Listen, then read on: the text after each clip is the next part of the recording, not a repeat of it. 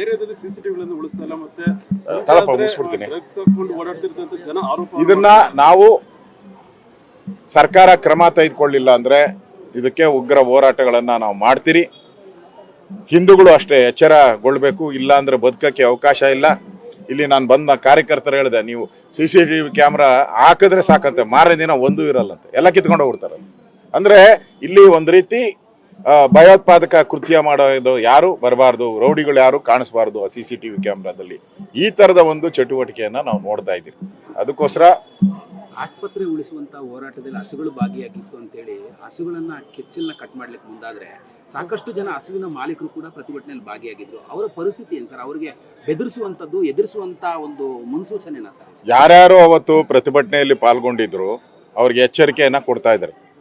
ಹಸುಗಳ ಕೆಚ್ಚಲನ್ನ ಕಟ್ ಮಾಡ್ತಾ ಇದ್ದೀರಿ, ಕಾಲ್ ಕಟ್ ಮಾಡಿದಿರಿ, ಮುಂದೆ ನಿಮ್ಗಿದೇ ಸ್ಥಿತಿ ಬರ್ತತೆ ಅನ್ನೋ ಎಚ್ಚರಿಕೆಯನ್ನ ಯಾರು ಅವತ್ತು ಹೋರಾಟ ಮಾಡಿದ್ರು. ಈ ಒಂದು ಆಸ್ಪತ್ರೆ, ಪಶು ಆಸ್ಪತ್ರೆ ಉಳಿಬೇಕು, ಇದು 100 ವರ್ಷ ಇತಿಹಾಸ ಇರತಕ್ಕಂಥದ್ದು ಅಂತ ಹೇಳಿ ಹೋರಾಟ ಮಾಡಿದ್ರು.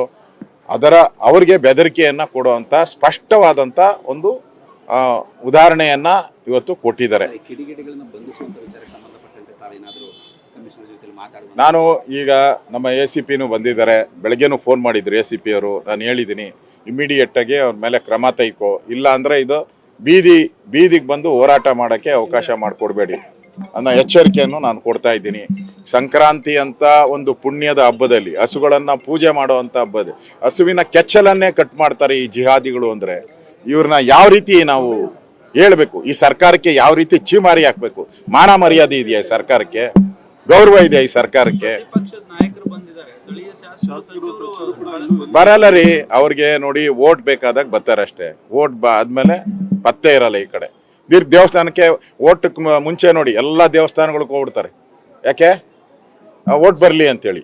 ಆಮೇಲೆ ಈ ತರ ಘಟನೆಗಳಿಗೆ ತಿರುಗು ನೋಡಲ್ಲ.